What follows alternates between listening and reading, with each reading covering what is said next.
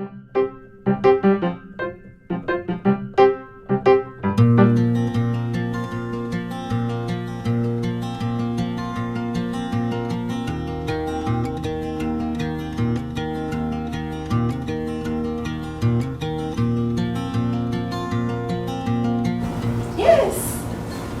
Oo naman. Mananalig kami nagkakilala. Training ko siya. Yung panliligaw ko. Hindi kasi ako marunong talaga ng manligaw. Dinadaan ko sa kanta. Hindi kasi ako sa music. So lahat ng kantang nakaka-relate sa sitwasyon namin, piniplay ko bago siya dumating sa restaurant. Binabantayan niya akong pumasok. So nakita na niya akong malapit. Ipi-play na niya kasamot niya yung taga-bar. Naging ano kami, naging close lalo kami nung dumating yung Bagyo na yung Ondoy. Wow! Sino yun na ang mula Pedro Hill hanggang Makati? Nalipat kasi siya ng branch nun. Ang dahilan ng paglipat ng branch na yun, nakahuli kaming nag-aalikan sa sikat. Sure. Nalipat siya ng Rockwell branch. Yung time na yun, nagka-Undoy, bumaha. Ayoko siyang matulog sa katrabaho namin kasi wala akong tiwala sa ibang tao talaga.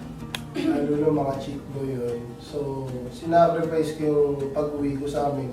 Imbis na makatulog ako, tinawid ko yung baha. Yun, doon nag-umpisa yung parang kilig factor niya sa akin dahil parang ang galing ko daw. Totoo naman.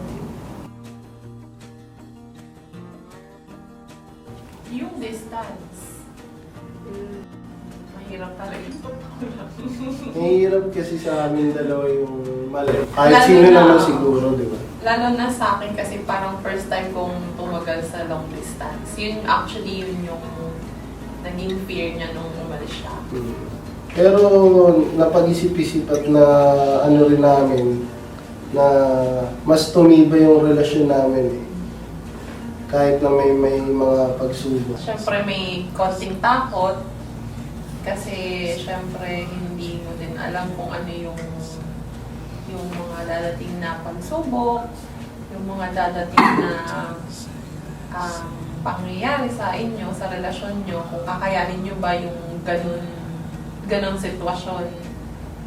Lalo ako, malayo ako sa family ko, tapos malayo din siya. Pero parang naging test din yun sa relasyon namin. Sa akin din, kasi sa yung tipo ko, mabilis ako magsawa eh. So parang naging challenge din sa akin yun. Ano yan, daming temptation din sa iba na. Pero hindi ko naman tinatanggi na wala, di ba? Pero in the end naman, nare-realize ko rin yung ano eh, siyempre yung pagiging importante niya sa buhay ko. Kaya, yun.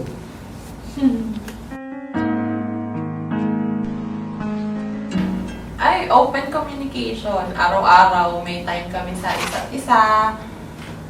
Syempre may mga times na wala. May araw na sablay pero minimake sure namin na mako-compromise din namin.